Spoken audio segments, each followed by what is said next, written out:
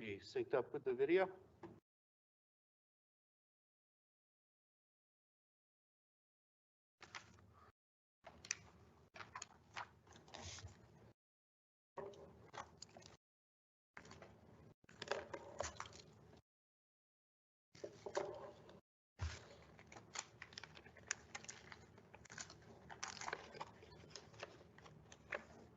Good. Okay, this is a call to order of the second regular meeting for October of Bridgeport Board of Education. Today's date is Monday, October 25th, 2021, and the time is 6:35 p.m. At this point, we're going to rise for the Pledge of Allegiance.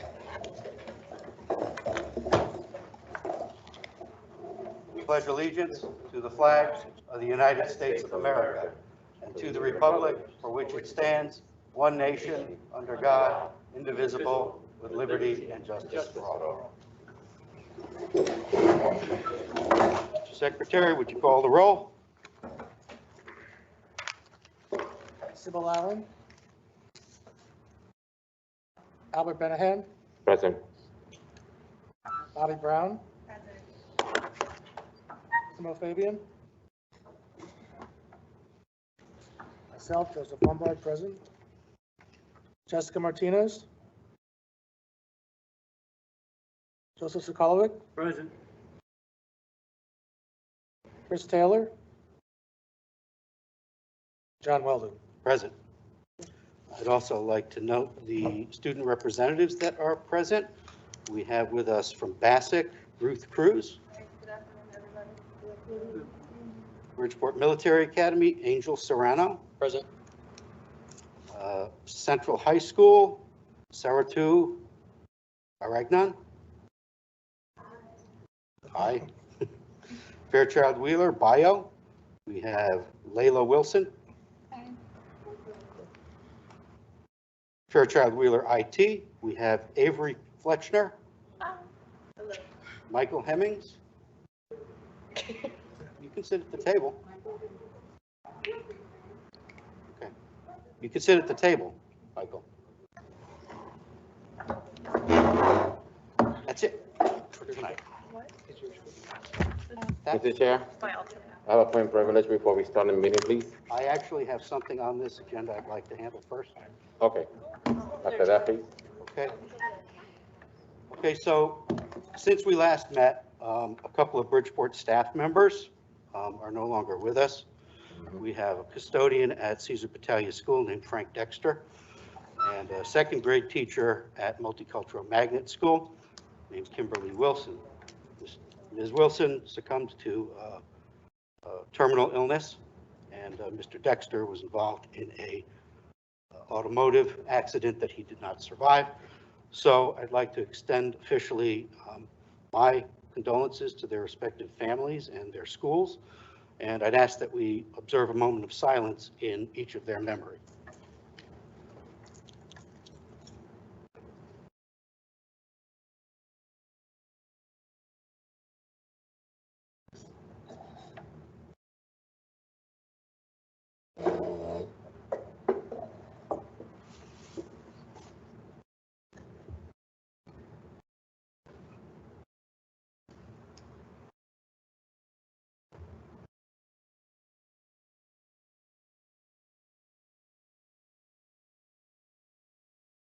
Okay, thank you for that. I would also seek a motion for district flags to be lowered to half-staff in their memory for the balance of the week until the end of the day Friday. So motion moved by Mr. Lombard, second by Ms. Brown. All in favor? Aye. Any opposed? Okay, Mr. Benahan, you had a Yeah, thank you for the point of privilege, Mr. Chair. I would like to say the October 14th, sorry. Bassick High School have a amazing Spanish heritage and for work on the parent, for the parent center, and we did amazing, they did amazing event. I have to say thank you for Mr. Destani to be present there. It was a lot for the parents and for the staff. Dr. Rayola was there.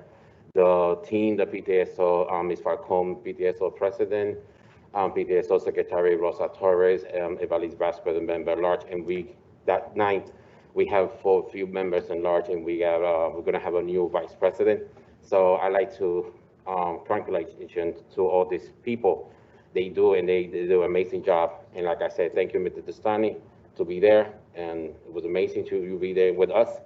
And Dr. Riola too, it was, it was an honor to have you there. Thank you very, very much. It's a fun evening. Thank you. Thank you. Next on the agenda is public comment. We have one individual who signed up, Joanne Kennedy. You have 2 minutes. Good evening, everyone. My condolences to the Dexter family.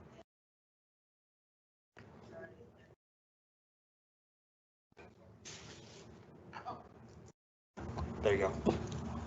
My condolences to the Dexter family and the Wilson loss. We'll be praying for your family. It's good to see all the students back at the table, and I look forward to their report if they do have a report. That is amazing that you guys are back, because it's all about you here in the district anyway. But I came to speak in reference to public comments. Public comments to me, and in the past here in the city of Bridgeport, we've been able to come up here and speak, freedom of speech in reference to our public comments. On this agenda, it says stick to whatever is on the agenda. Well, they only have the committee reports and then one item agenda that more than likely I will not be speaking to. So in reference to that, my comment is that definitely needs to be changed. And you guys can actually figure it out, vote on it for the public to be able to speak publicly about the concerns that they have about this Board of Education and the things that happen to our students in our schools, other than what's on the agenda, because you can have all technical stuff on the agenda. Am I going to speak about that? No, probably not. Something that concerns the students? Absolutely. So those agenda items do not pertain, will not be, I more than likely will not be speaking out, especially if they're all IT or something to that effect. So we should put public comments back to the public. Freedom of speech, people. Thank you. Thank you, Ms. Kennedy. Next item on the agenda is approval of board minutes. There's only one, October 12th, 2021, regular meeting, the last time we met. Is there a motion to approve? So move. Moved by Mr. Benahan. Second by Ms. Brown. Are there any discussions or edits about the minutes? Hearing none, is there a motion to, hearing none, all in favor? Aye. Any opposed? Say. One abstention by Mr. Lombard. Committee reports and referrals, ad hoc district-wide branding initiative. Mr. Chair, we don't have a report, but we have something going on, so the next one. Turn the microphone. Oh, sorry. We had to postpone our meeting, so our next meeting will be in November, the third Wednesday in November. Okay. Any referrals? There's nothing from the contracts committee. Is there any referrals? Educational diversity, equity, and inclusion. That committee chair is not here. Is there any referrals? Facilities. Facilities did not meet since the last time we reported on it. Are there any referrals? Finance committee. Finance Committee did not meet in the interim. We will be meeting on Wednesday at 5 p.m. Central High School. Yes. Oh, yes, Central Place. Thank you. Governance did not meet since the last time. Are there any referrals? Yes. Mr. Chair, there's been a referral to governance from the student reps regarding the uniform policy, student uniform policy. Okay. Personnel did not meet. Are there any referrals to personnel? Students and families. So, student and family, Mr. Chair, we have the meeting October 21st, 2021 in the Central High School Library. We have a lot of discuss about the PAC and PTSO and some information.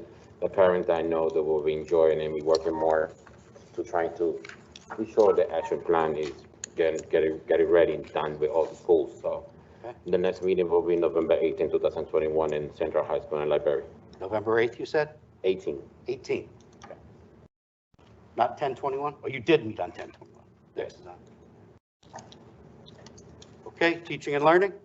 Teaching and Learning Committee did in fact meet. We had 2 items on the agenda, one which is coming up further on in the meeting, and also an item at the superintendent's request that we keep in mind that all curriculum and stuff has to go through teaching and learning for vetting before it comes. Say that again?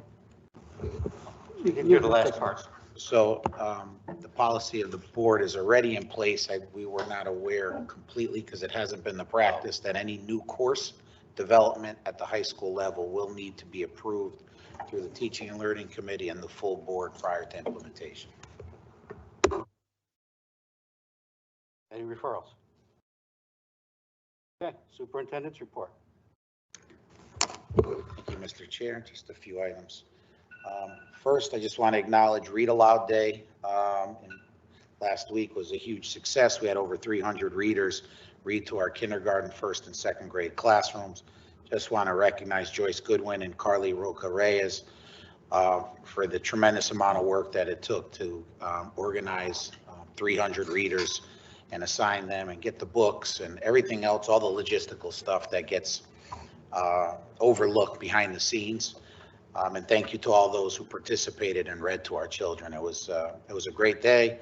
I was at Waltersville School. I want to thank Carmen Ortiz, the principal, and her PAC president for the hospitality,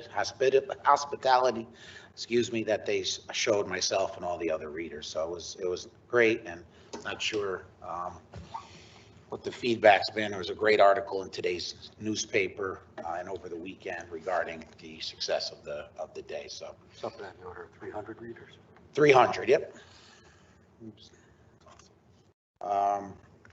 Student Success Day was on October 6th. Currently, just to give an update, over 3,000 students have created their student success plans at the high schools. We are looking to get, by the end of the month, probably it'll take a little bit longer to get every child to create a student success plan at our high school so that we can better support their goals and objectives as they navigate college and career plans. Want to say and recognize Ron Rapice and Melissa Cordova, principal over at Wilbur Cross, and all the students from Discovery and Luis Munoz Marin for their participation in the debate on the radio over the weekend. And a big thank you to Melissa for setting that up. It was a fantastic opportunity for our children to be able to debate live on the radio. And if you saw the debate, the Hispanic Heritage debate at Discovery Library, both teams did a great job in preparation and making their points. But Luis Munoz Marin, I think, took it to the next level in making their rebuttal. So great job. And again, Ron Rapice does a fantastic job, and his commitment to the debate league over the years, just those unsung and quietly done, but he stays committed. He doesn't get paid for it. This is something he's passionate about, and I think the students really get a great benefit from the debate league. Just the last phase on facilities, phase 1, all classroom air purification systems have been installed. That's over 1,250. All cafeterias have been completed. Some other common areas are being done and almost completed as we speak. And we will be moving to the final phase offices in the coming weeks. So we have completed that project, and the facilities department did a great job in deploying so far about 1,500 air purification systems throughout the district. A couple of things I sent everyone an email earlier that I would speak on. We have, as you saw over the weekend, letter went out regarding some of the social interactions of students as we came back to full in-person learning from being on a long hiatus with pretty much a virtual world and a social media heavy interaction from some of our young teens and our high school students. There was a cyber threat that was made after a deep investigation by Bridgeport PD. It was a cyber threat that was made against schools outside of the state, as we anticipated. However, we couldn't ignore the fact that it could impact our high schools. So the same threat was just duplicated and passed along from state to state to state. It originated, it seems, from Colorado to Missouri, and ultimately it traced back to some teens in Tennessee. So there is no threat to Bridgeport Central High School or to Warren Harding High School here in Bridgeport, nor any other school here in the district. But that being said, there has still been some issues, and I'm sure our board reps can speak to some of the social interactions that have been displayed since we've returned back to school. And I sent everyone a piece that I saw on CBS News regarding what one school in Shreveport, Louisiana has done. It's called Dads on Duty. Fathers in the community, I believe 23 of them, have taken on the role to help increase a presence during the arrival and dismissal times at the school.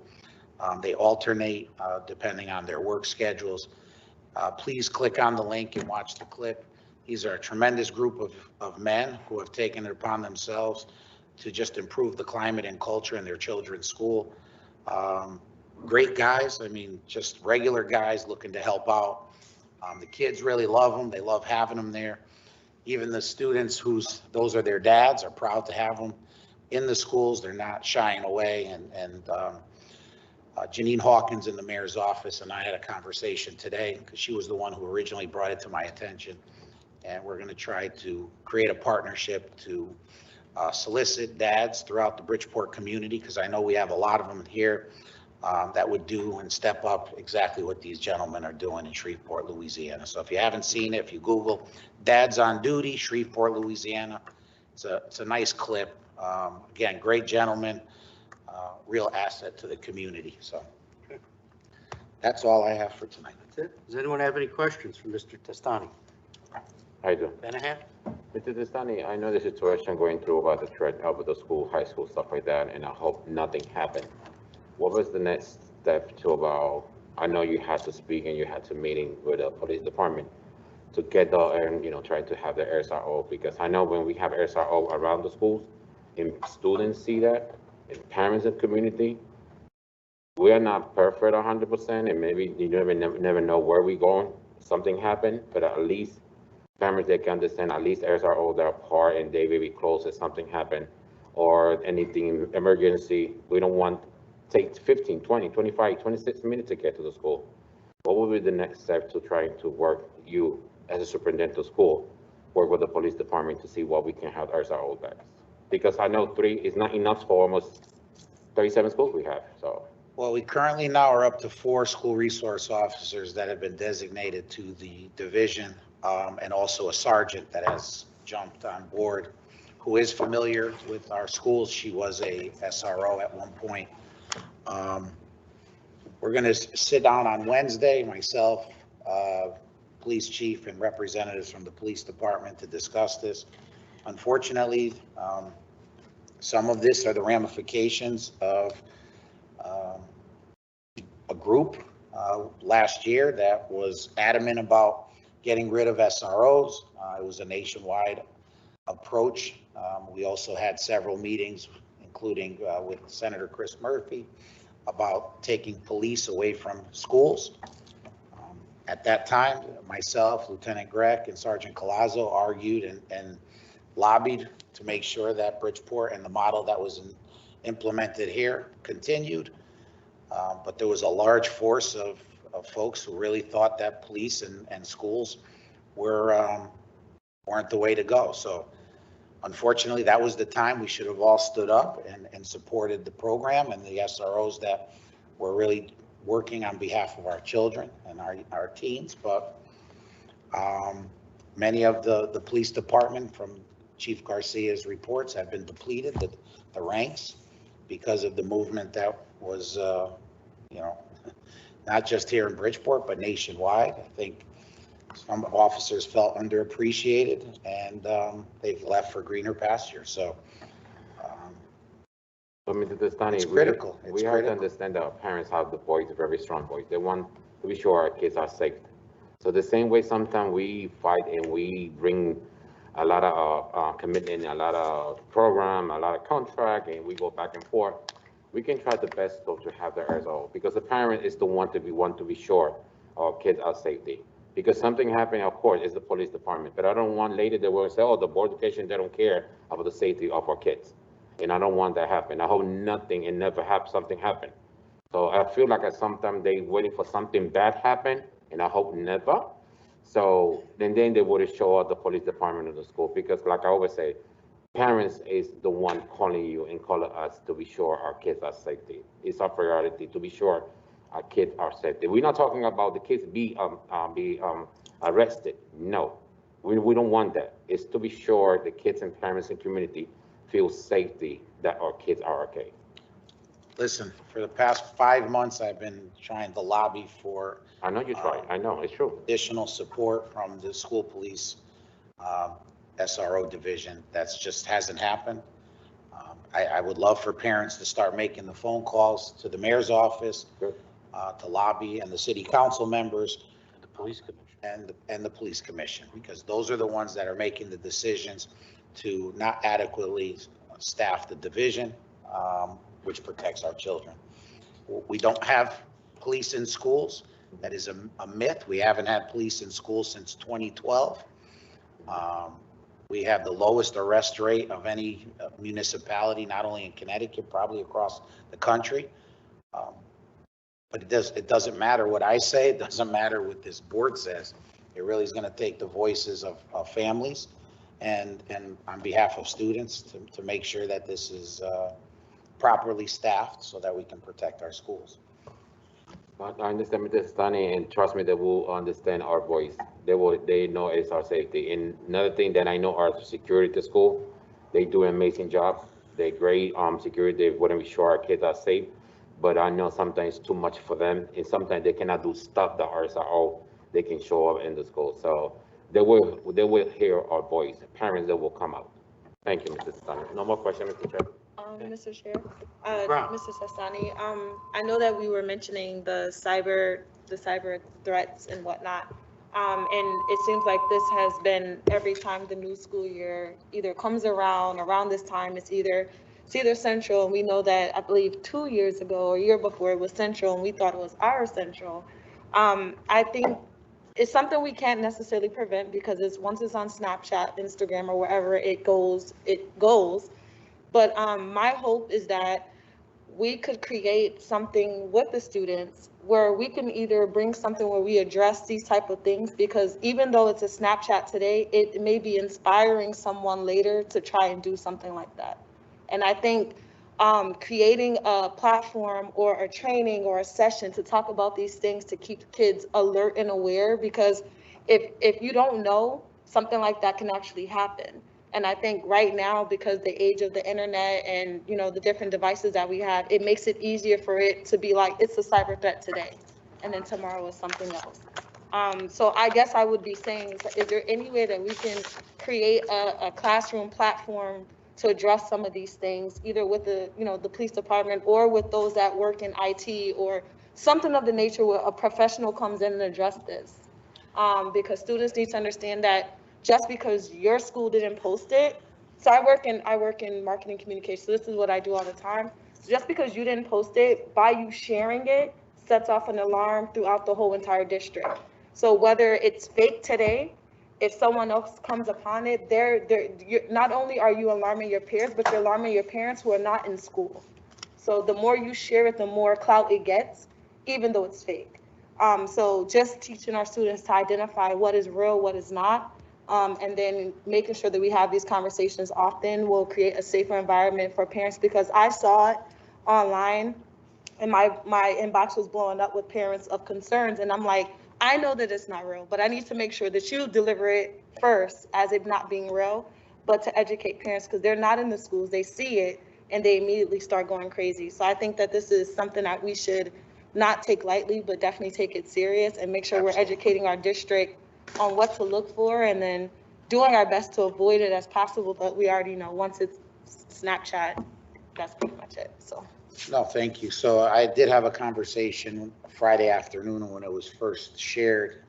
Thanks to the Central High School student who first noticed it and did report it to the administration, actually to a teacher, and who reported it immediately. So did have a conversation with Captain Blackwell in the Community Services Division, and we will be collaborating on some ways that him and his division can go into schools to help be more proactive. Thank you. I think the letter and the memo to parents to, just for some look-fors and some things that they can do in terms of, they're not going to like this, monitoring social media platforms of their children.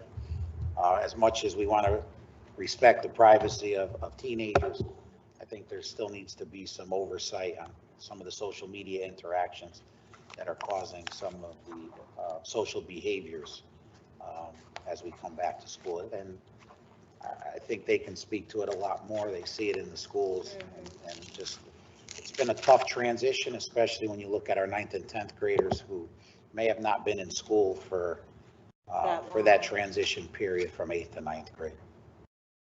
Thank you. I think also doing something to create a culture of responsibility so that when kids encounter this, they know that it's an irresponsible thing to share it and perpetuate it. Because that's where it all goes sideways, is when people keep sharing and sharing and sharing and sharing. Like you said, that's when it starts to gain some sort of legitimacy. And, you know, kids need to understand when things are fake and they should not be sharing them, and instead reporting them. And we need to create that kind of culture where everybody kind of understands that. I'm going to have to say that I think this was handled very well by the students. I think it was more mishandled by the adults. I think so. It was not something I think the kids shared amongst each other. Okay. I think it was more shared and commented on social media by parents. So I think it's important to have those conversations. Our young people might be the voice of reason in some instances, more often in these types of situations than the adults. Is there a reason why that door's up? It's hot here. It's hot. Yes, Go ahead, sir. Mr. Sculliver. Thank you. Is the city still getting grants for the SROs? Is it still a grant funded position? No, the grant ran out. They picked up the tab. The final year of the grant, Chief Perez committed to the full amount, even though the grant had run out. Even though we were supposed to pick up 50%, we did not. Now the grant is over. I know there's been some applications for other federal grants for school safety that they're waiting to hear back if they receive. We anticipate them trying to charge us to protect our children again and take money out of our school budget? Not at right now. I don't think there's any issues with that. There has been mention by one individual, not the chief or anyone else, about because of the way the deputy chief and I had a conversation that didn't go very well for him, based on the way their contractual obligations are. We're left exposed based on days off and their flex day.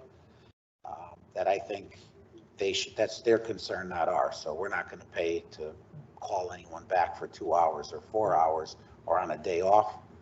Yeah. I would like to see if the police department would treat maybe some of our school dismissals as a dismissal of the amphitheater when a show lets out. Make sure they keep all the out-of-towners safe to get back on the highway and leave the city, and help protect our children a little more on coming and going from school. Thank you. Okay. There's no old business. We have one new business item, discussion possible action on contract for curriculum renewal with Actively Learn. Who's here to present on that? Dr. Jenkins. Dr. Jenkins?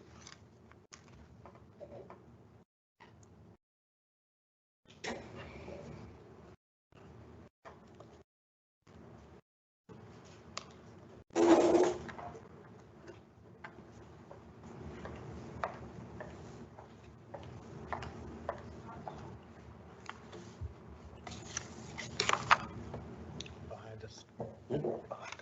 Oh, You guys want- presentation.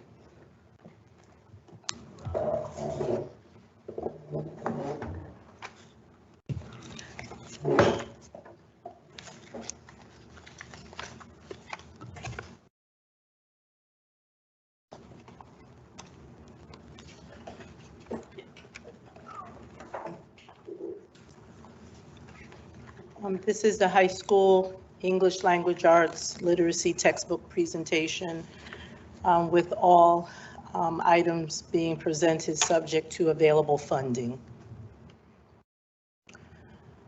In 2018, textbook licenses expired for high school teachers and students. Teachers at the high school in English language arts have worked for approximately 3 years without a formal digital resource.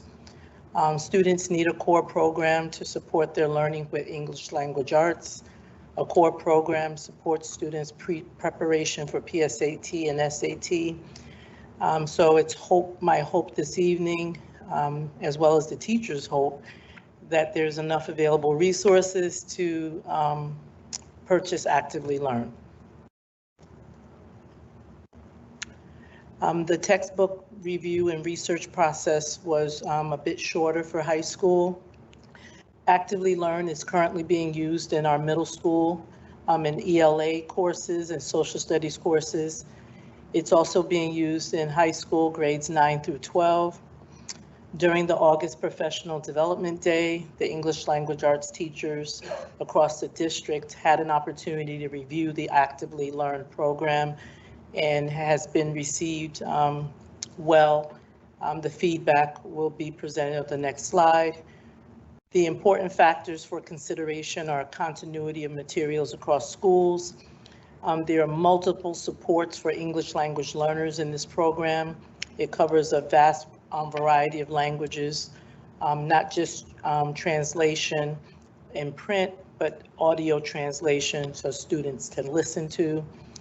There are ample practice opportunities, formative assessment opportunities embedded in the program, so teachers and students get immediate feedback, and the materials are aligned to English language arts research. Some of the feedback from teachers after review, the feedback was solicited from 35 to 50 teachers. I did not provide all of the results, but many teachers were impressed with the initial PD. They felt that there were features to support students receiving special education services, as well as the English language learner, multiple ways to assign tasks. They are interested in taking a closer look at text. There's a wide variety of texts based on race, ethnicity. There's a pretty good gender balance. Text for LGBTQ community, Asian community, Native American populations.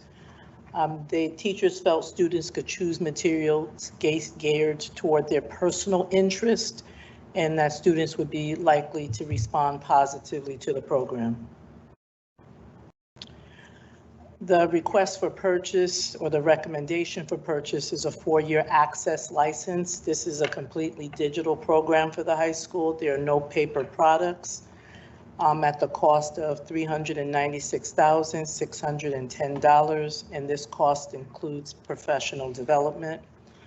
I was asked at the Teaching and Learning Committee meeting to inquire about a 2-year lock-in for the price, and the company has agreed to give us an extension at the 2-year price that you see projected. I was asked to get a 6-year quote, and the savings on a 6-year quote would be $28,987.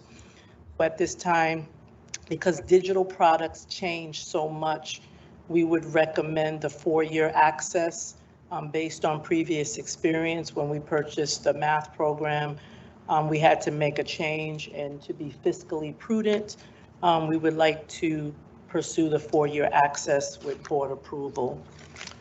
I was also asked to inquire about, there's Mr. Benahan, different school districts that are using Actively Learn. Springfield, Massachusetts, which has a similar demographic to Bridgeport Public Schools. Stanford Public Schools has adopted Actively Learn, and currently the Connecticut State Vocational High School System is about to adopt Actively Learn as a product. Several schools, districts across the country with similar demographics to Bridgeport Public Schools, Clark County, East Baton Rouge, Duval County, Pittsburgh, Guilford County, Dallas, and San Antonio public schools uses Actively Learn. Actively Learn is a fully digital program. It has a variety of diverse and contemporary texts to support culturally responsive practice. All high school students have one-to-one devices, so this program will support the current technological model we are employing. It supports the multilingual learner and students receiving special education services.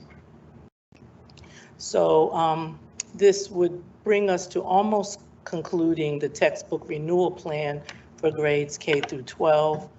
We launched K3 in 2019, grades 4 through 6 in 2020. We began a 6-year implementation with middle school this year.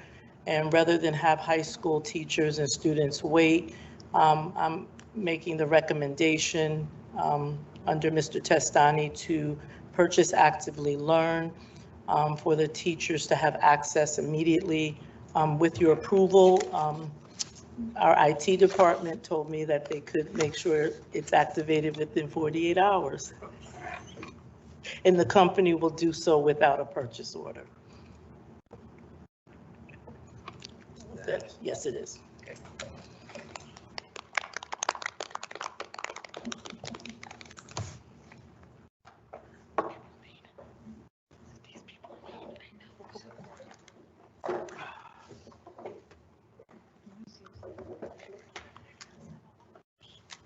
So without Mr. Holovic, we are absent the quorum, so I'm going to Yeah, I wait for him to come back. He ran out, yeah. It's okay. We'll wait for him to come back. And then we'll, Oh, he's cool. what is your name? Gentleman in the yellow shirt. Joshua Frazier. Oh, Joshua. What school? Harding. Harding. T-shirt. Yeah.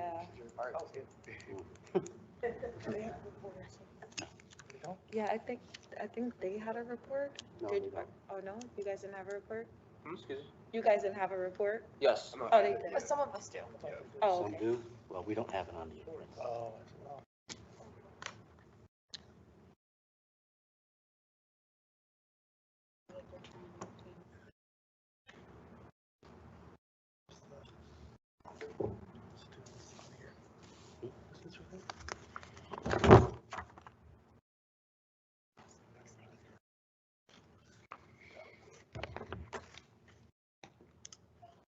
Well, There you okay, go. we have a quorum. oh, sorry. Does anyone have any questions for Dr. Jenkins about what she just presented? Mr. Chair, Mr. Benahan? I don't have no question, but I have to say, Dr. Jenkins, thank you for the information. I really appreciate that, and now I understand how amazing the program is going to be with us. Thank you. Okay. Yeah, I would just like to ask the students a question, if I may. Um, How do you guys feel, I mean, we're in the midst of transitioning to like mostly digital learning from textbooks, and you guys probably started off with mostly textbooks. How do you guys find all this online learning? I would say it's much up to date rather than these old textbooks. There's just modern English and nobody understands, and there's no like engagement with it. I mean, personally, I read the textbooks, I'll just close it because I mean I don't understand it or it's too old and boring. Rather than the new textbooks that we like use in our schools online or like little articles. I think it's more up to date and more engaging, and you could I guess relate more to it rather than the old stuff.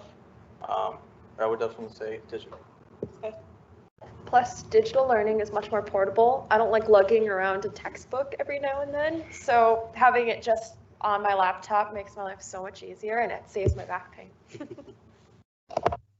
Anyone else? Just tap on the mic. I mean, personally, for me, like in English 11, like we don't really do much besides like watch YouTube videos about like certain like punctuation stuff or like read a text. But like in middle school, like we had like Moby Max, such and such, and like to me, like I was having like a lot of fun with it, even though it was like schoolwork. So like having that again in like high school, especially in English, since we don't have anything, to me would be awesome. Not saying my English class is bad, but you know, yeah, that's about it. All right. Something to say? Sorry, for me, I actually like the textbooks. Like, I understand everybody likes like online and the computer. Like, yeah, it's convenient, but for me, I like personally like opening the book and reading it and like taking down notes. I don't know, that's how I work. But yeah, that's all I have to say.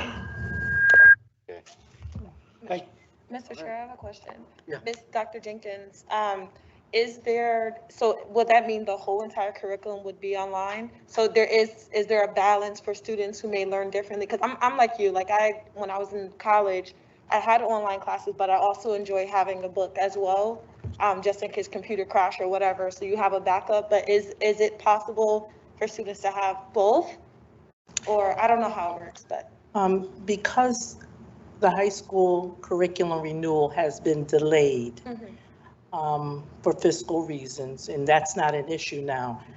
The high school teachers were asking, as the young man at Harding said, you know, he wants something similar to what he had in elementary school. So we will be looking at paper graphic novels. That's something that I heard that young people would be interested in from the teachers.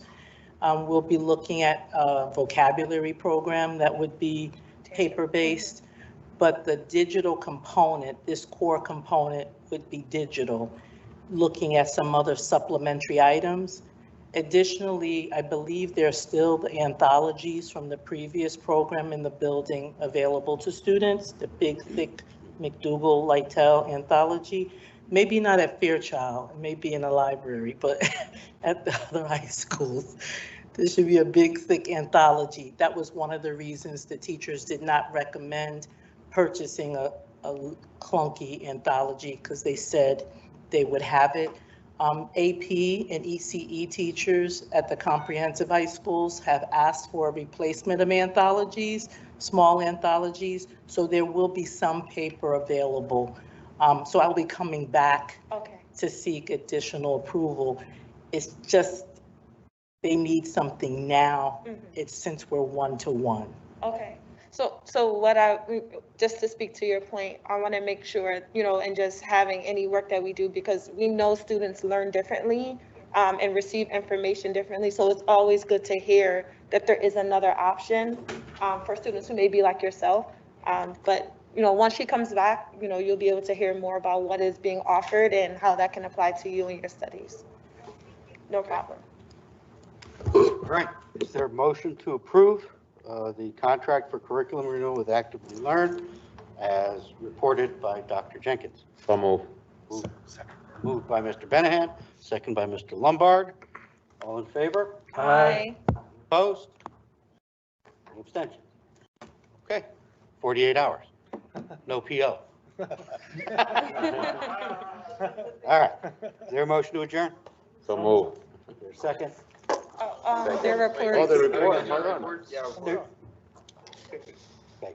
Here's the thing. I'm going to explain this to you. We haven't had student reports as a formal part of this agenda for quite some time for a reason. We have student reports that are done quarterly at a forum that's designed specifically for that and also for public comment. I'm going to yield to you and let you do your report, but going forward, there has been a change. Okay, so you have something to say? Oh, yeah, sure. The microphone. Yeah, turn on your mic. All right, good evening. Just to clarify, I'm Dr. Frazier. I'm a junior at Harding High School, and in our continuous effort to promote college and career readiness, Warren Harding High School had 238 seniors participate in the SAT test, which has accounted for 84% of our seniors. We also had 87% of our juniors participate in the SAT test. This year, our seniors have had presentations from Fairfield University, University of New Haven, Sacred Heart, UConn, University of Hartford, University of Bridgeport, Southern Connecticut, and WestConn, and they'll be joining us this Thursday to, like, you know, have kids like interact with like colleges and stuff. And as October closes and we head into November, our PTSO will be working with Bridgeport Rescue Mission to provide turkeys and fixing to Harding families by signing parents up for the Bridgeport Rescue Mission Annual Turkey Giveaway at Hartford Healthcare Amphitheater. And Okay, that's about thank it. you. Thank you very much. No problem. Thank you. Anyone else? All right. Once again, I'm Angel Serrano. I go to Bridgeport Military Academy. We had quite a few events that happened at Bridgeport Military Academy over the past month.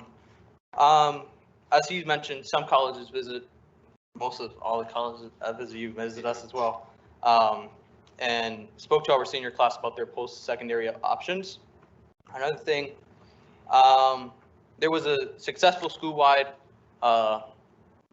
Bullying Prevention Month dress down day. It was very good. And right now we're in the process of painting a wall to pledge to stop the bullying. What else went on? BMA is in the process of partnering with Bridgeport Fire Department in order to strengthen our fire science and EMT classes that Bridgeport Military Academy offers. 3 Civil Air Patrol cadets were promoted to various leadership positions. These cadets are also in process of purchasing their uniforms and will participate in more events in the near future. While October has been a short month, we are looking forward to November, where we'll have report card conferences, a basic leadership academy or a basic leadership training for our NJOTC cadets, and we will have our first recruitment open house on November 4th, where we will be combining with Fairchild Wheeler to promote both schools to interested parents.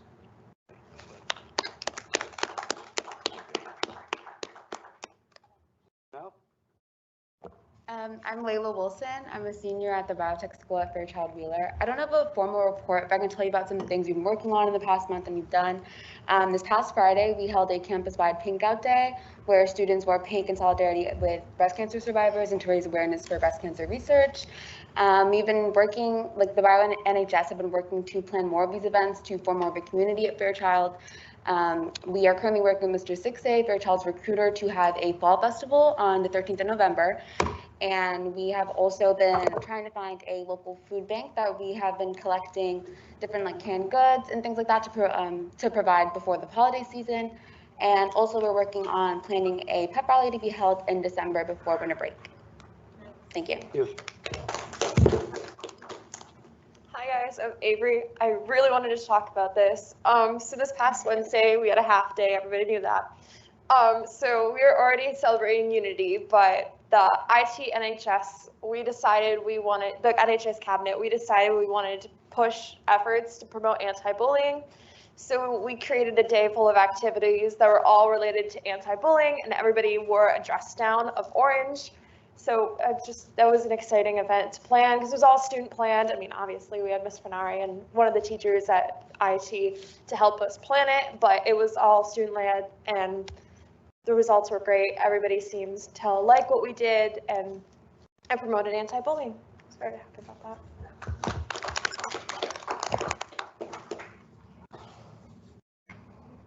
Anyone else? Hi, my name is Ruth Cruz, Classic High School.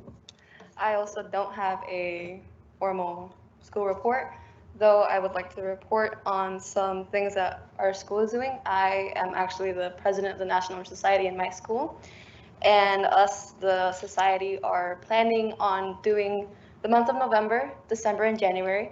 We are planning to do fundraisers, and our fundraiser this week is towards cancer awareness. So we will be working with the students from our school, freshmen and sophomores, as long as the Basic theater company that we have, to possibly make a play where all students can participate, and all the money we do receive will be towards a certain charity that we have in mind. We are in the plans of it. It's not fully like set, but we are hoping that it is approved so we can go on with it. And that's all I have to report. Thank you.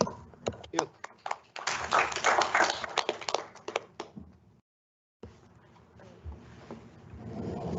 Hello everybody, my name is Sarah Tuagognan. I attend Central High School, and this month, October, has been a very busy month for us. For starting off, from September 15th to October 15th, we had Hispanic Heritage Month, which we did a lot of activities like announcements in the morning about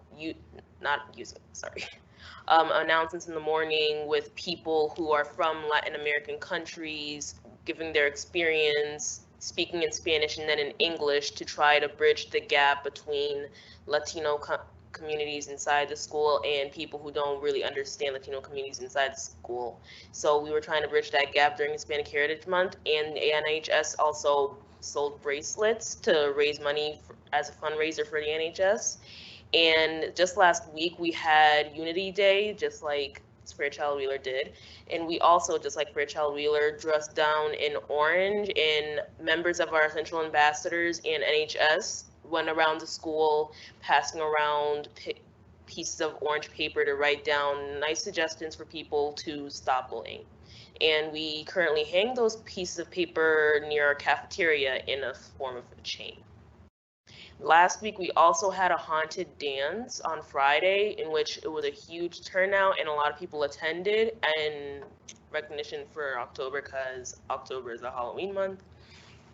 And every Friday from now on is a school pride day, in which students and staff all can take the opportunity to wear red and black, which are our traditional Central High School colors. And also this Friday, we participated, yes, but like, as in the NHS and several other groups inside the school, such as Central Ambassadors and other people who wanted to attend from all over the district, went to Sherwood, I think it is, and they participated in the breast cancer awareness strides, in which people were sponsored to walk for breast cancer. And we also have a fundraiser in the works. It's more like a private fundraiser, not as widespread, but currently in the works, we have fundraisers as people are gonna be pushing around trolleys around schools, selling snacks for candies to raise funds for the National Honor Society. And we also have our Magnet open house tomorrow night at 5:30 to 7, and that's pretty much it.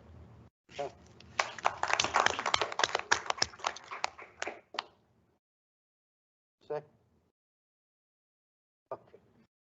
All right. Well, thank you for all the information. Mr. Chair? All right. Yeah, go ahead. Thank you.